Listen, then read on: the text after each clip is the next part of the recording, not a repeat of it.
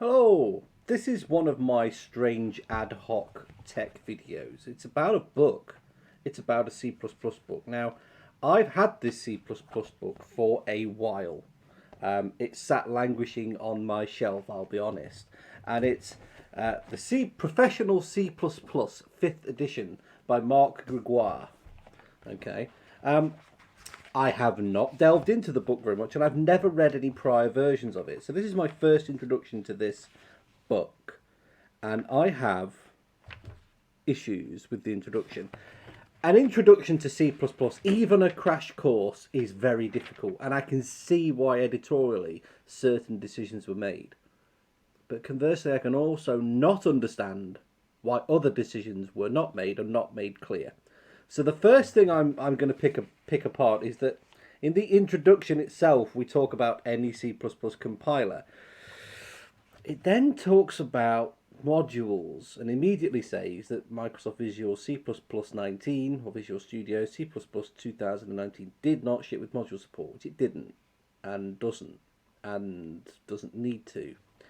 And the book makes a big thing of importing modules. It does so with exporting structs later on in the same introduction chapter.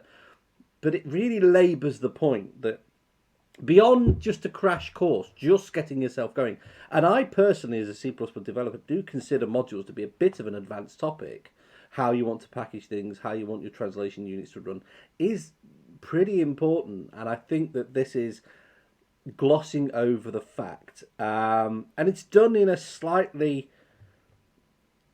nefarious style. By the time you get to module support, which is mentioned after, so there's two headings straight away with module support. One is for Visual C++ 2019, one is for GCC. And it talks about, in the latter, if there is a case, simply replace the import declarations with the corresponding hash include directive. Really, that hash include directive should have been the default. It's the lingua franca of all compilers. All of them would have, 99 times out of 100, this would have been fine on anything. On a Raspberry Pi, on a PC, on Windows, on Linux, on a Mac, it would have been fine. The whole module thing muddies the waters. And I was even asked by a friend of mine who has picked up the same book, hey, modules. And I was like, that's a bit of an advanced topic. Why are you asking me about modules? And it's because of the way this is laid out. And so I pick fault with it. I pick a problem with it. The next one is fine.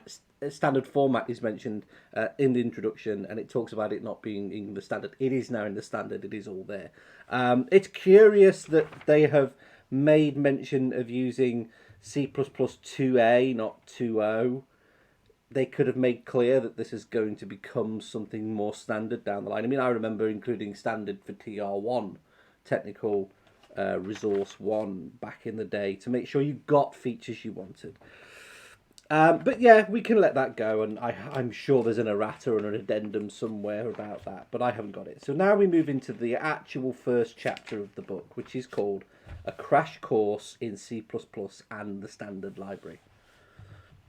They're actually two separate things, but we'll go on.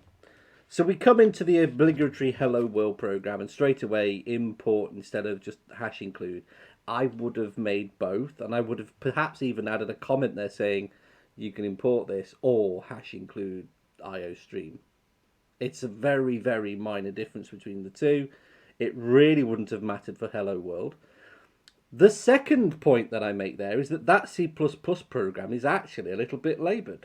It has a return 0, and you don't need to return in int main. Even though it's receiving an int as the type return, you don't need to give one in a main. So the absolute bare bones is just, this would have been the Hello World output.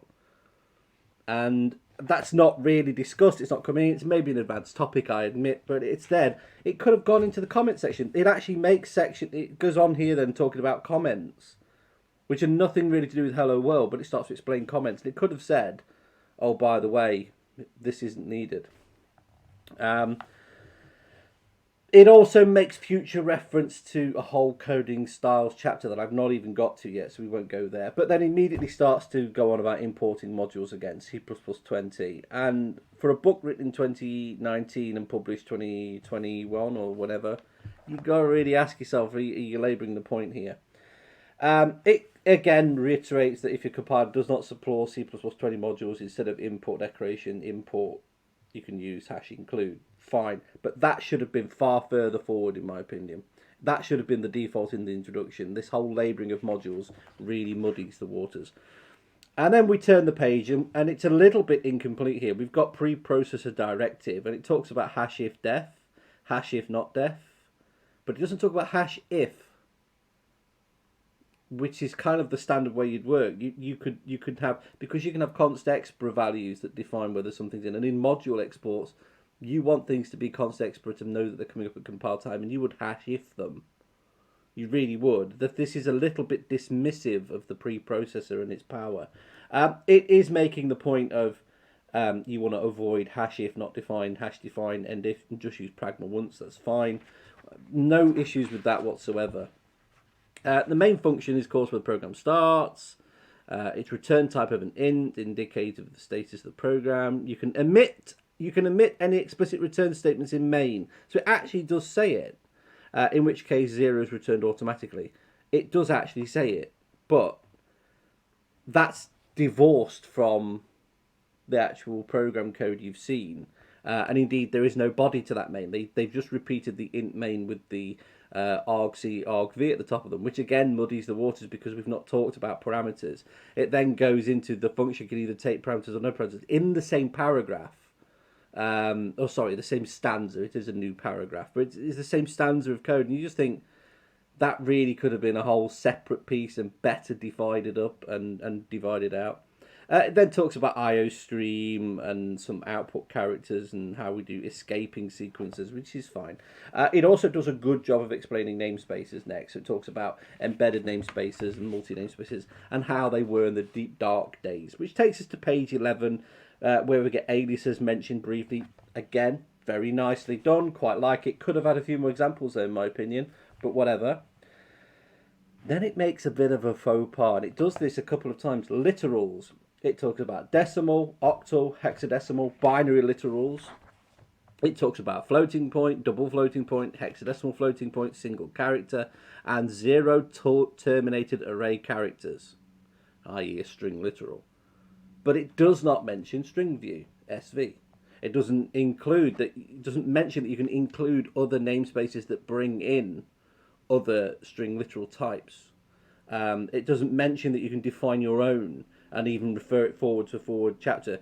It does talk about overriding C++ operators in chapter 15, which I will have a look at as a follow-up to this video. But at the moment, that's too brief. It's introduced an awful lot of information there for no gain to the program. Not only have we only seen hello world, but we've not even seen a variable declared, because variables are the next piece of this introductory chapter. It would have been better to say int something, float something, whatever. So the next thing is about variables, and it's talking about, very importantly, uniform initialization, which I absolutely advocate you use.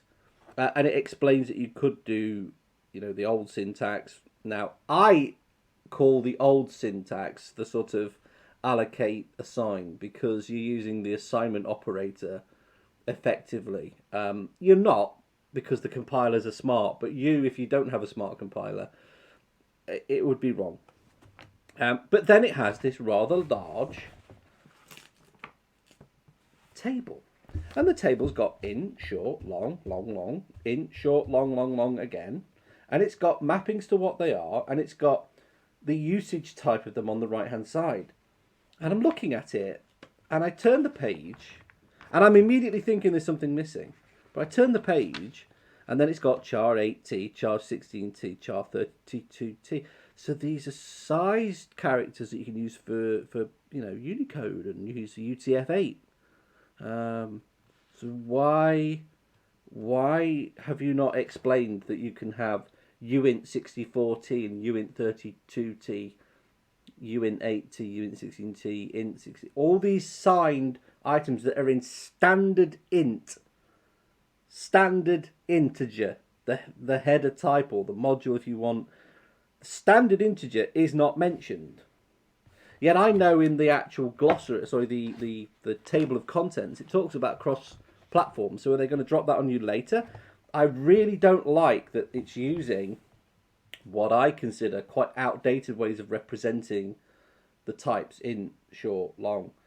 I want to see, instead of, uint I want to see uint32 underscore t.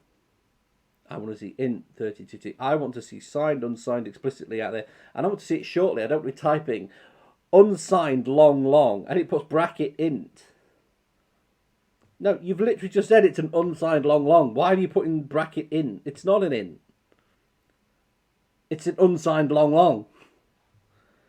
So, and then you make the laborious point of the literal ULL.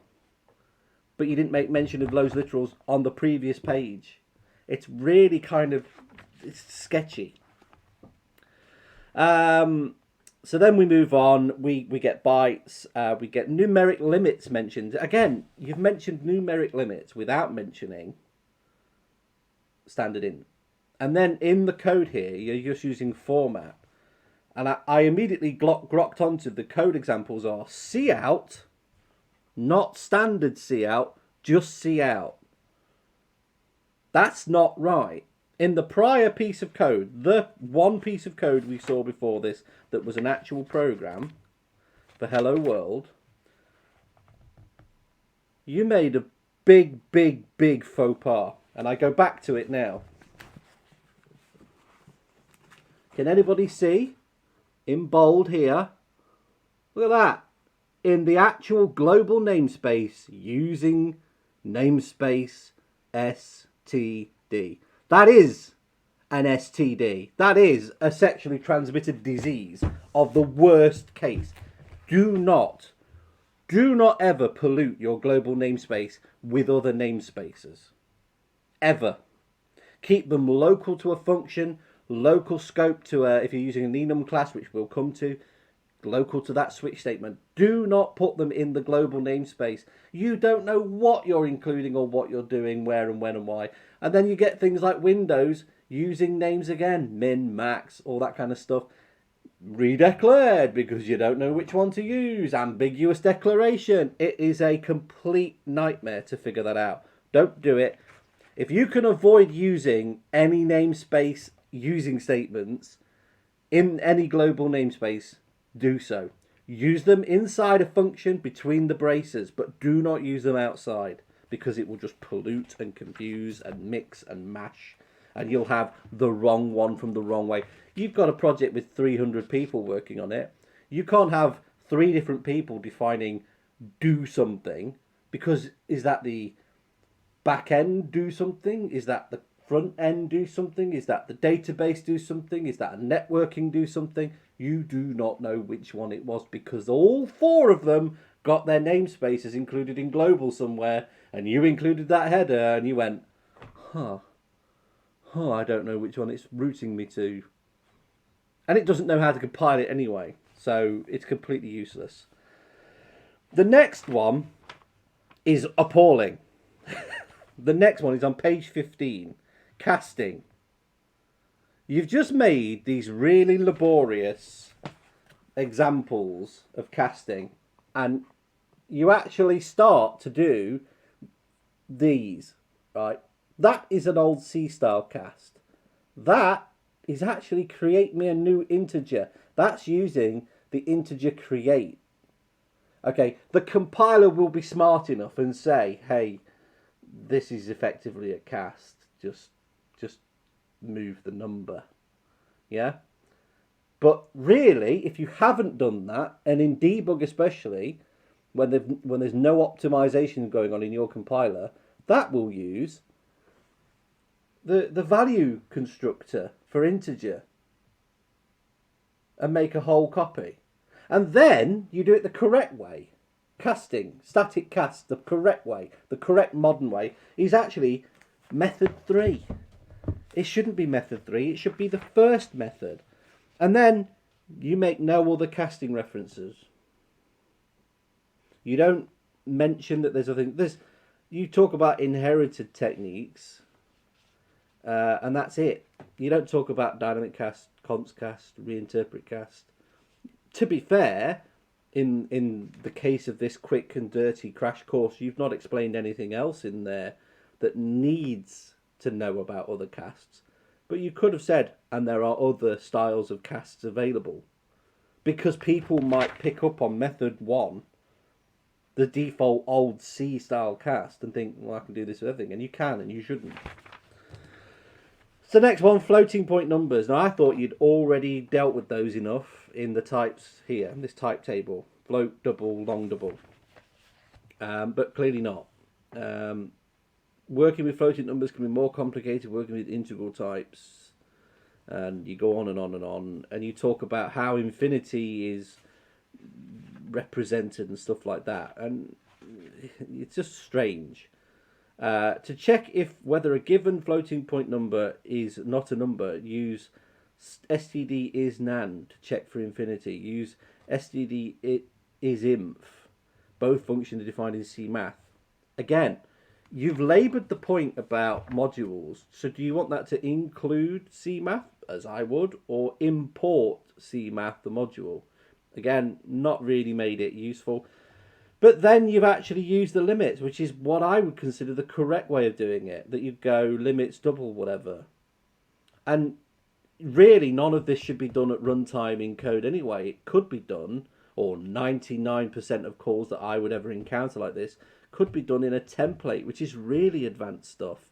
And you'd use is type of arithmetic and non-integral floating point checks, whatever, to specialize templated functions to do what you want. All const expert, all defined at compile time, and you wouldn't need half of this. So it's a bit strange. It's very strange. Operator section is fine. I'm not really going to pick on that. It's fine. You make a bit of a laboured point about parenthesis, but whatever. For order of precedence, which any mathematics person should know. You're doing postfix and prefix. Now, ironically, look, plus plus, minus minus, postfix. Bar, or bang, plus plus, minus minus, prefix. What does that mean to the uninitiated? Nothing. You should have a variable name there. Put a variable name, we know what you're talking about. The others are just as useless because there's no variable name there. You've got no idea what it means. An example would have been far more useful in nearly all cases. The only one I can see with an actual use case is multiply a sign just there that gets a value multiply a sign 2, so times 2. It's just not great. It's assumptive. You've laboured the point in other pages about other stuff and not done the basics well. Enum types, you start with just a list of const, fine. You then have an enum class immediately. I would have introduced the old style enum first and gone, don't do this. You actually do talk about old style enums first. I'd have talked about them very briefly and said, you could do it like this, don't put this in. That's the way I do it. And then annoyingly, in the example, you're using the chess pieces, piece type king. Well, that's referring back to the ints you did at the beginning. So, very annoying. Yeah. You also don't show that the enum class types don't decay to int like the other items do. And don't explain why you've said default underlying type of notation is integer, but this can be changed as follows, and you've changed it to a long. But what you've not explained is that they start at 0 and they go to somewhere, because immediately your king equals 1. You should really try and be more explicit. So you put underlying values of the king, queen, and pawn are these. Are they? So you've said 0, 1, 2, 3 respectively. It's possible to specify the values. But you've not said that king equals 1 means queen equals 2. Rook equals 10 means pawn equals 11. You've not explained that at all. So, yeah. You've also then done, even though enumerations are internally represented by integer values, they're automatically converted to integers. Excuse me. It's not converting. It's called type decay.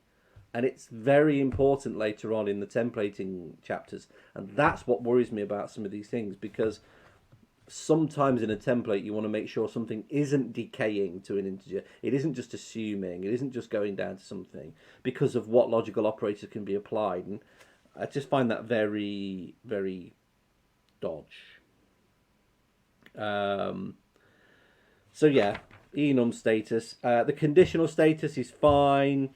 Again, though, you've got an example here for structs. You export a module employee with the structure employee within it. But then in the next stanza, you've got the next stanza using namespace std. Don't do that. Initializers for if statements. C++ allows you to include an initializer inside of an if statement. Now, strangely enough, I've just had this very conversation at work. There is nothing wrong with page 23 here, having the initializer there in the if statement. Can you see? So there's if initializer, semicolon, then the conditional expression. And it helps keep the scope of whatever you're creating there locally. But boy, is it hard to maintain. It can be really hard to spot that there's a semicolon in an if statement. If you want to put an empty scope brace outside, then create the variable, then have the if blocks, fine. But I really, really do not like this. You know. But it does say it is too early in this book to give a useful example of this feature, but here's an example of how it can be employed. So what it's got is if employee, employee, get employee. So it's actually getting a structure. It's copying. It's making a temporary local copy. That variable there is a temporary local copy that's only available for this if statement. Well, what does that mean in performance code? What does that mean if that's a stock trade or something? Well, it's going to mean an allocation on an if. What if slightly further in here, or a stanza down, someone decides, oh, I actually want the employee again? Well, employee is no longer instantiated because it's only part of that if statement. So do they lift that out of the if statement and remember to do that? No. 9 times out of 10, they will create another copy. So they've allocated, assigned, and got the employee, used it in the if statements, and they come out of stanza and go, all right, okay, that's the employee I want to use. Say they're building a filter list. Oh, that's the employee I want to use. Get the employee again. A complete waste of time. Absolute complete waste of time. And so many people fall for it. It's untrue. The next one is switch statements over if statements. Quite like it. I also do like that they've put using the enum there inside a switch statement. That's on page 25. That's really nice. I like that one. It could have been put with the enums earlier on and explained earlier, but it would have been fine. Again, though, initializers for switch statements. I really disagree with doing that. It's me. I wouldn't do it. It's also done, so it's conditional operator or ternary operator. I would have put that in with the operators proper. I would give it its own little space. It's fine. It's really nice to see, but yeah, I would have put it over somewhere else. Logical evaluations.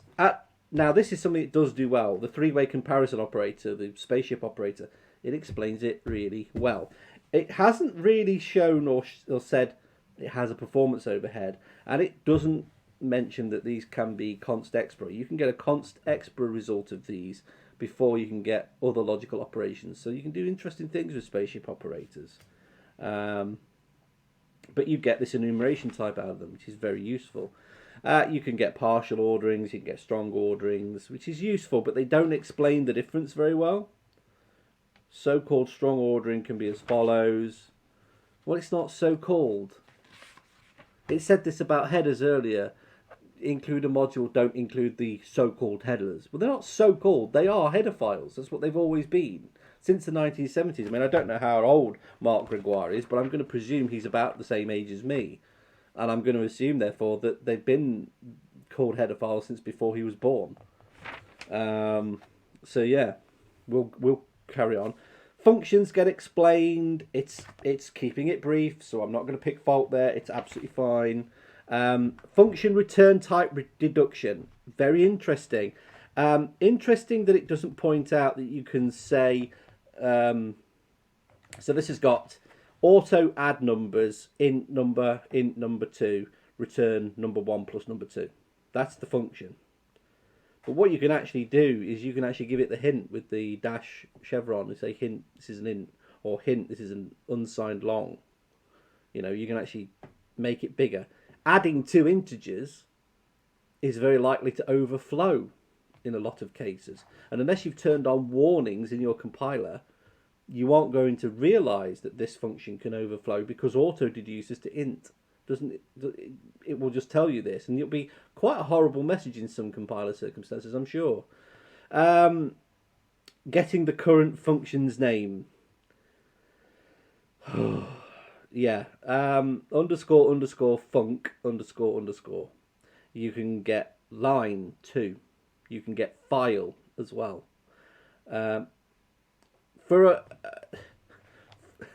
For a book that spent time saying hash if def, don't do it, use modules, to suddenly see them introducing the func macro is a little bit left of field. Also, it's a far more complex topic than that. So we'll leave it. Function overloading. So yeah, add numbers in double. So add numbers in add numbers double. That would have been the perfect point to say, you can do this with a template, type name number, and then go number, add numbers, number 1, number 2, return number 1 plus number 2. And that would have been a perfect way of saying, you've written two lots of code that do two different things and need two lots of maintenance, or you write one template. That's really the point. And I'm sure later on they explain this, but they could have put it there. The next one, I don't know why this is in the crash course. So it's about attributes. So it's about adding no discard to a function, which is fine. And it's about adding maybe unused to a parameter. But if you're getting these warnings about maybe unused, don't discard the return value, you'd surely get them about overflow in that auto deduction type if you're doing W effective and stuff like that. So yeah, and it also doesn't explain that you get these by changing the invoke of the compiler. The invoke of the compiler was only briefly touched on in the introduction at the start, so I'd worry about that. So adding a no return attribute to a function means that it never returns control to the call site. Typically this function either causes some kind of termination or threading termination or throws an exception. With attribute compiler can void calling certain warnings. Yeah, so it just never returns. So that's fine. Deprecated can be some marks being deprecated. Its use is discouraged. This attribute accepts an optional argument can explain the reason by okay, that's fine. Likely and unlikely. Very surprised to see this in the crash course of C++. So these are effectively like compiler hints. They influence the forward execution, the predicted path that the processor will take, and how your compiler will produce the code. And I'm just surprised that none of it's explained, and then it's just sort of thrown in there. So, you know, they've got a switch statement where the first case is likely. That's fine. And then they're marking some if statement stuff as unlikely. Arrays hold a series of values. Yep, so C-style arrays are explained. That's fine. And then standard array is explained. Again, they're assuming you put using namespace std in the global scope. Please don't do that. And this has got it's got array int3. It should be std : array int3, just to be absolutely certain what kind of array you want. You know, and it's so annoying that it goes, this is a fixed size container called std : array defined in array. Yeah, but then you don't actually write that, do you? And people are lazy. They aren't going to read all that text and read all that text and read all that text when they can just jump down here and go, oh, array in, and they'll go unfound because they might not have put using namespace std in their global scope. Don't do it. And then it talks about vector. Again, cuts std off the front of vector. Don't do it. And then it does it with pair. Don't do it. Optional. It doesn't really explain it properly, but it's fine. It's a crash course in the container. This is obviously the bit where they're saying this is the crash course in C++ and the standard library. But, you know, just terrible. Structured bindings. Example of bindings allows you to declare multiple variables that are initialized with elements from, for example, array, struct, and pair.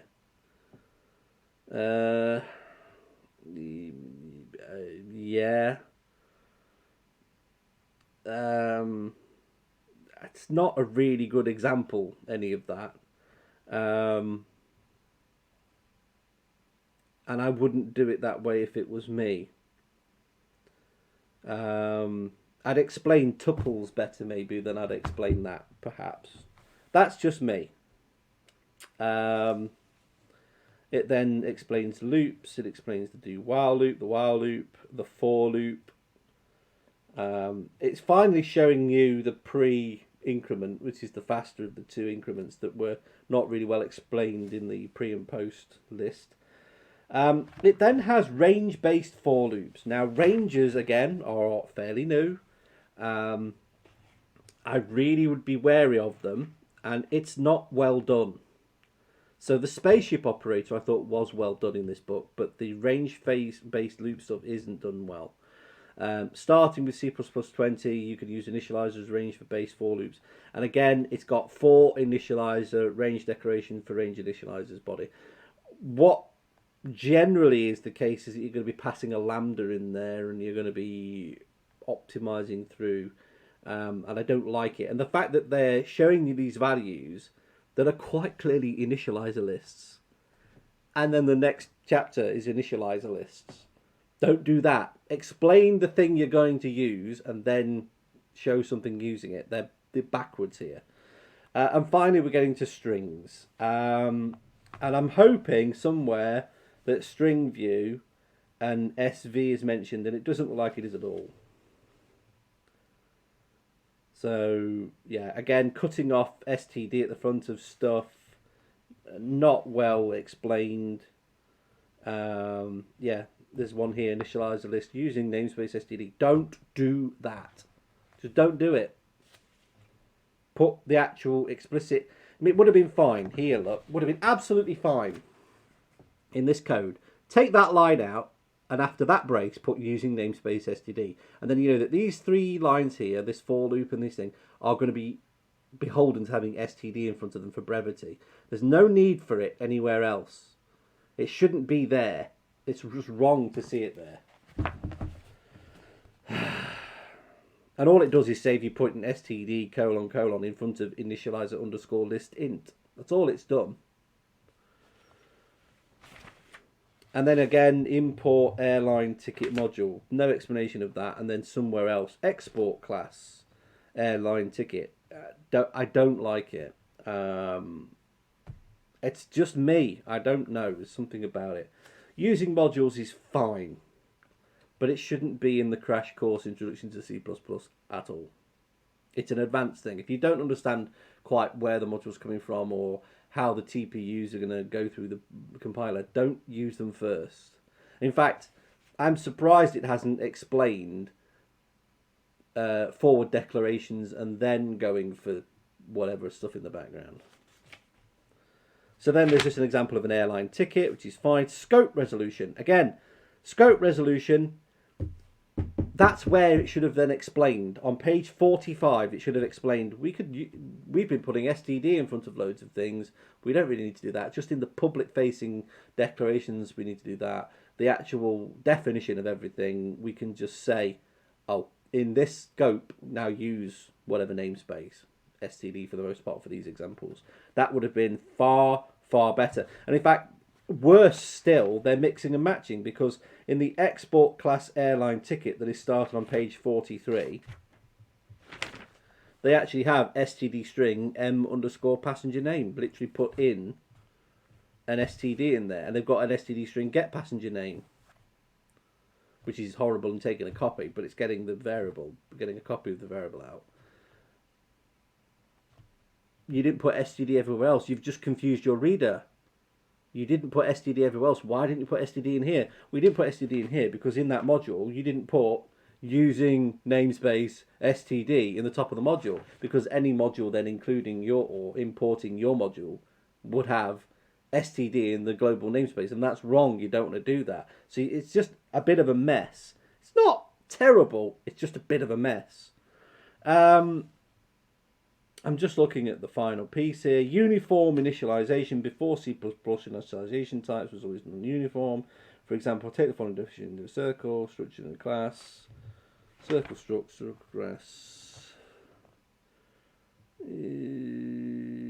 yeah. Structure in the chapter, employee name is this. Right, I'm looking specifically. So this example here, employee and employee. So employee and employee, employee dot first name, last in it, whatever, right? Well, it hasn't explained in C++20 that you could actually employee and employee, open brace, dot first initial J, dot last initial D, dot employee number 42, dot salary 80,000, close brace, semicolon. That's another initializer. You're labouring this point about structs and initializers, but not made that initialization type clear. In fact, you're still using assignment operator, whereas you've told us earlier not to do that, to use uniform initialization, and you're still not doing it everywhere here. So this says uniform initialization with an equal sign, and then uniform initialization without an equal sign. That's confusing the reader. Stick to one or the other and explain why. There is no difference for the compiler, folks. They are the same, but that's because the compilers are smart. I lived in the dark days when compilers were not smart. So what that would have done potentially on a compiler in the old days is allocate an integer of 4 bytes called C with any number that was in the memory, or maybe on other settings with a default value of 0, and then it would have assigned 3 to it. But you've got no idea it did it in that order, and based on timing, you could have even seen the integer with the random guck in memory from when you first allocated it, because you didn't know. There's some other stuff over here. So a benefit of uniform initialization, it prevents narrowing. So int x equals 3.14. Well, an integer can't equal 3.14, can it? So it can't be a double going into that integer. It would just be 3. For both lines, it would say error because of narrowing and func error because of narrowing. That's true. It would.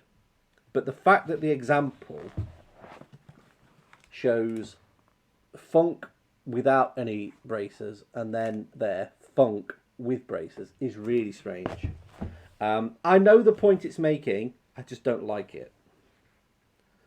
C++20, we can drop the size of array, that's fine, but that's nothing to do with the other stuff. So, right, narrowing cast is what you need. I'd recommend using GSL narrow cast. Oh, a kind of casting you didn't mention before in the casting bit where you only put static. Okay, it says whatever, but it doesn't explain any of this. The only reference I could have to go in and get in GSL would be going back to the very introduction stuff, looking up your recommendation for format, and going and downloading that and plugging it in, and it doesn't help me. As a introduction crash course, that doesn't help me. Now we're getting to more structures. Oh, and we finally have got what I literally said. So you see that struct. So here, struct employee, open brace, dot first initial, dot last initial, dot employee name with commas after them, close brace. That's explained there. This is designated initializers. So it has a different name that even I didn't know of. But designated initializers, I think, should have been included and mentioned with the uniform initialization list. Now, it isn't an aggregate type. It's not an array type. These are just values. But they're very, very useful things. Okay. Finally, we get to page 49 and pointers and dynamic memory. Now, I think it's a bit dangerous to have gone this far without mentioning pointers. I like the fact that it points out null pointer instead of using null. And it makes mention to a future reference about the null pointer section, which is fine, we'll get to. But immediately it's made a mistake. It has not explained quite what's going on. There's a section here, a special syntax for dealing with pointers to structures or classes. Technically, if you have a pointer to a structure class, you can access its fields by dereferencing it with star. Right? No. But then it says you use the indirection arrow, the dereferencing arrow. The equivalent step is easier to read. Employee pointer salary. Yeah? I don't even think it should have pointed out that you can dereference a pointer at that point. It just shouldn't have done it at that moment. It should have waited until later on and said, by the way, this is equal to that, but don't do it. Just don't do it.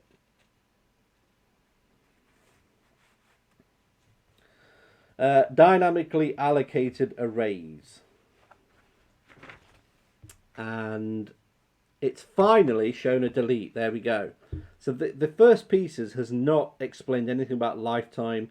It's got this magic employee pointer from somewhere. Do I own that pointer? Is it part of some other system? It hasn't explained. And then it says, but for arrays, where you've gone int star my variable size equals new int array size. Oh, after you've used it, go delete square brackets that are empty array. Great. But you should have done that for the other pointers as well, but you didn't point them out. You didn't point out you could allocate an employee. You didn't point out you can allocate an integer. In fact, someone I actually worked with didn't realise you could allocate a pointer to an integer. They didn't understand that you could give it just an integer with a number and have a pointer to an integer with a value put set straight in it. They thought that was an array, and it's so confusing. And this is quite confusing as well. It says avoid using malloc and free from C. Instead, use new and delete or new brace news bracket delete bracket. Yeah, fine. But again, if this is your crash course into modern professional C++, don't do that. Do not use naked pointers. Use smart pointers. Before C++, the constant null was explained. Again, this should have been explained when you brought up null pointer a page and a half before. It's in the wrong order. Use of const qualifiers. That's it. So there is not enough about pointers there at all, and nothing about smart pointers in this section. That is a massive problem to me. We go into more examples. We go into const methods of things, which is fine. It's now going into const expr and const eval, but it's still not done enough for things. Again, these are advanced things. I wouldn't bother with them in a initial get up and running things. They should be future items. They are not terribly detailed. They're enough, but they are enough to get you into trouble, in my opinion. So I'm now at page 63. It's talking about swap. STD swap, actually. Swapping pointers is just... And it's not explaining, really, that you're dereferencing X and P and X to YP. And you've took X and Y and you've took a pointer to the reference to the pointer. It's not explained that at all. Just terrible. So it's talking about pass by reference, but it's not actually made sure of quite what you mean. It's gone into swapping. I would really prefer it to go through more solid examples. The most solid example is the first, where they've got void add one int I, and then inside they go I++. That won't change. Whereas void add one integer reference I ++ I would, because it's a reference to the real value outside. What it's said is has no real because this is a copy of the original. But it hasn't explained that it's more than a copy is an allocation. It's done this a lot. It's not gone into that deep, dark horribleness of why you don't want to take a copy, or why you do sometimes. And then the next piece, it's using a standard string again, pass by reference to const. Yeah, pass by reference to const. Whatever, but clearly not a native English speaker. I think he's Belgian. An entire copy is made when you pass by a value to a function. When you pass a reference, you're really just passing a pointer to the original, so the computer doesn't need to make a copy. No, don't say that. You're not passing a pointer. You are passing a reference. A pointer is a different thing. A pointer is an actual piece of memory somewhere else, and a space of address size that points to something else. Yeah? Whereas a reference is the something else. It is a reference to the start of the something else.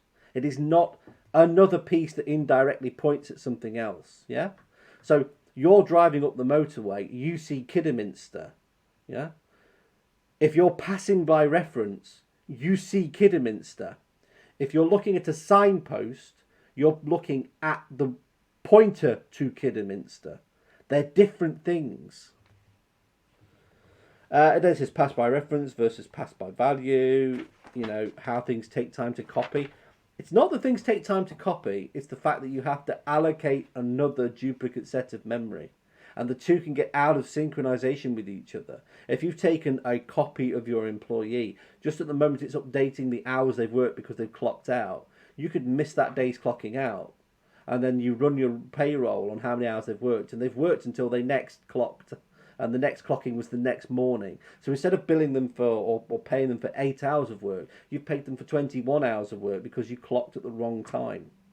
This is the sort of thing this should be explaining. If it's going to bring it up, it should explain it better than this, and it doesn't do that. Reference return values. It says you can return a reference from a function. Now, you can, but don't. How to write overloaded operators yourself. See, that's the only real reason you'd return a reference, is you're returning a reference to self.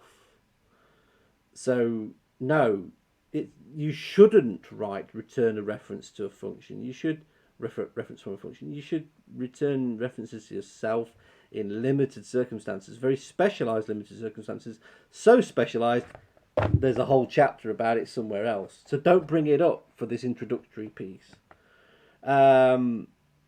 It does a whole bunch of other stuff. I don't like this odds and even, deciding between reference and pointers. I don't like it, but we'll go with it. Especially when it's now bringing up pointers of pointers. Don't do that to a beginner or a person returning to the language. Just don't do it. It's then not applying other things. So it's got this odds and evens stuff, and it could have been using a ternary operator, which were mentioned previously, but it's not doing it. We then come back to some vector stuff. Again, there's no std on it, which is just really not quite right. And now on page 68, we've got const cast. You know, returning const cast. In fact, this is a much better introduction to the situations of different casting. Casting a type to another variable. C++ provides 5. Const cast, static cast, reinterpret cast, dynamic cast, and bit cast. It should have been explaining that from the beginning. It's now laboured the point and made this already huge tome even bigger by not mentioning this earlier. It also has that the standard library provides a helper method called asConst, defined in utility. So you can actually return a reference to something that's non-const as const, rather than casting to the constant type. Very useful, and very, very declarative. If you want to return a constant reference to a value that is locally not constant, you can explicitly say return this thing as const. Very useful in access or get methods. Very useful. But again, this just stops short. It shows you concrete use case for asConst. It shows you one. It shows you exactly what I've just mentioned. Yeah? See it? Look, it does it right there. See? Concrete example, but doesn't go far enough in my opinion, as in it doesn't return It's returning a const ref, but it's not marking it const, and then it's not marking the actual function as const, and then other stuff. So, exceptions. C++ is a flexible language, but is not a particularly safe one. The compiler will let you write code that scribbles on random memory addresses. Well, if you're introducing people to pointer-to-pointer dereferencing in the crash course at the beginning, and you're not showing them to delete variables, it certainly will. So I blame the author here for not being better. And you're not showing them smart pointers. So, yeah, showing someone a function that throws is fine. You know, I get it. And you show a try-catch, fine. But do you know what's not shown here? It's a function that cannot throw.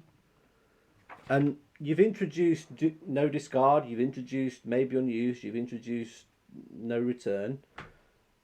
What about just, you know, no except? You've not introduced that at all. Yet you've introduced exceptions. So don't like that.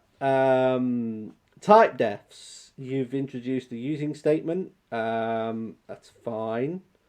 You know, type aliases. It's fine. But again, I'm dubious about your using namespace stuff, which could be confused with using for type alias, and I'm a little bit wary of this. Again, type aliases, all this stuff, no STDs on it. Always prefer an alias over a type def. Yes, you should, but you should have put that warning as the very first thing in the chapter. Don't put it as the last bloody line. Okay? Type interfaces. Yeah, you're straight away saying go and see my chapter 12. You're talking about decal type and deducting type and all that other stuff. The auto-reference syntax and how to get the right type out of it, fine. The pointer syntax, fine. This is auto-deduction, fine. You know, I can live with it. I don't particularly like the copy list and list initialization you've got there, but whatever. And then on page 75, we get the standard library. Stop. You've been introducing the standard library all the way through. Why this specialness here? Okay, you say that your future chapters 16 to 24 go through it better, so we'll see those later. But now we see your first bigger C++ program. Employee class CPP. Hang on, what's this? So your c.cppm file, so C++ module file. Okay. You've not introduced file names anywhere else, not CPP nor header files. You've not explained anything about how you've passed them briefly to GCC and Clang, and you've mentioned Visual Studio having a solution, but you've not explained anything about TPUs, ordering, or you've just left it up to the reader to assume this will work. And to be honest, I'm not entirely certain it would, because, you know, I don't think some of this is correct. Again, oh, here we go. So the exact, we've just mentioned returning const reference to have an accessor to a name inside a member. Oh, this one is marked const. It's not marked no except, but it could be because you know it's a const reference to the member variable that you mustn't have. So yeah, not the best introduction there. Why am I being so pedantic? Well, you brought it up. You wrote the book. So yeah, now you're explaining that the CPP module file imports string and it exports the employee, and it has the record structure in it, and it has the class header in it. So that is the header, the header declaration as I would know it. And then you explain that the CPP file has the opposite side. But what you've not explained is that you could do this with a header and a CPP file alone. You've then got a database class. I mean, this is all modules. I wouldn't do it this way. I just wouldn't. We've got to the summary. After this crash course in C++ Standard Library, you are ready to become a professional programmer. No, you're not. When you start getting deeper into the C++ language later in the book, you can refer to this chapter to brush up on parts of the language you may need to review. Don't do all the things it says blindly. That's my biggest takeaway after this hour. Some of it's good. I quite like. I mean, I'm not bothered about this. The layout. The layout's fine. It's in K&R, whatever. There aren't enough code examples, I don't believe. I think you could get going with this, but I don't like the modules thing. The modules thing is the overwhelmingly big red flag for me. I would much have rather have had a let's have a crash course and then let's have a second half of this chapter example of exactly the same thing but with a module header. And then it would have been more universal. It would have been much simpler to be cross-platform, and you could have explained about 4 declarations. The employee header file doesn't need to know about the entire declaration of database and so on and so forth, and that would then inform how the compiler should appear. You could have included something about a build system like make or cmake or whatever really, and just been a throwaway message. At the moment, you've got a command line invoke on page, it's not got a real number, page 3 I example with GCC, and you've got very limited example there. In fact, annoyingly, it only has an invoke with the .cpp files, so the module stuff would be really confusing. You've not even put the -i or any of the stuff in there to explain quite how that's happening. So you're assuming they know an awful lot more than you really let on. If the level of the things you're explaining are not great. I can't forgive the non-introduction of stdint. That's just a complete faux pas. You should have introduced stdint, especially because you were labouring the point with this big table. The string literal and the string view stuff you could have brought in and explained that.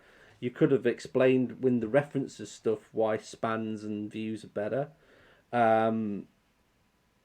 Again, the operator plus pre-increment post-increment stuff, you don't explain it better until you get to the loop. So that's again just padding really. I did like the namespace usage for enum in switches. I don't like that you brought up initializers in switches and if statements. Maybe an advanced topic for the whole thing, but I do not like that. That's me as a reader, as a professional C++ developer. I also don't like that between page 56, where you have sort of int get number of miles and standard string get passenger name from the aeroplane ticket example, you then jump to the const reference returning string get employee name in the module's employee larger program example. And it's like you've made a jump there to the marking it const, not marking it const, but you've not mentioned why. You've just not mentioned why. You've put to follow const correctness principles, recommend to declare the member functions that do not change any data member of the object as being const. These member functions are also called inspectors compared to mutators, non-const member functions. Well, I've never heard them called inspectors. They're called getters. It makes sense. They're an inspector. They don't change something. But they also don't warn you if they aren't done correctly. As opposed to mutators. Well, again, you've done it there because you could have had an example, say, with a lock on a vector somewhere that's adding the employees to like the employee database and said, this is a const get function. We want to get from the internal vector of employees. We need to lock that with a mutex. This is a const getter. But the mutex is mutable because we want it to be changed in the lock of the get. So it's swings and roundabouts. You're jumping to these big const eval, const expert. You're jumping to these big topics, I think, for C++, but not doing all the nuts and bolts in this chapter that I personally would have done on. And I could quite happily sit and rewrite that as a book on its own. I could make that chapter a book very easily. It's you've not done a bad job, Mr. Gregoire. You've not done a bad job, but you've not done quite the job I think you could have done.